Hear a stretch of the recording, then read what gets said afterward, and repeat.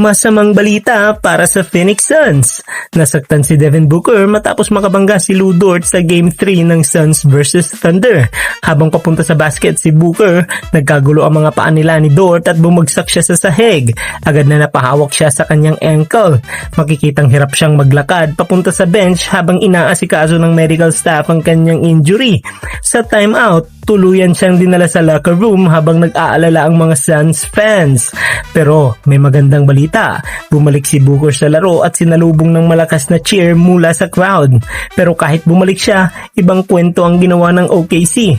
Pinamunuan ni Shai Gilgeous-Alexander ang OKC sa dominanteng panalo kontra sa Phoenix Suns, 121-109. Sumabog si SGA sa 42 points, halos hindi pumalya sa shooting at kontrolado ang laro mula simula hanggang dulo.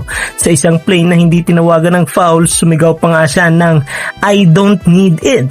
Nagpapakita ng kanyang kumpiyansa at intensity. Ayon kay SGA, pagkatapos ng laro, nanatili lang daw silang disiplinado sa sistema kahit na nahuli sila sa simula. Dahil sa panalong ito, hawak na ngayon ng Thunder ang 3-0 series lead.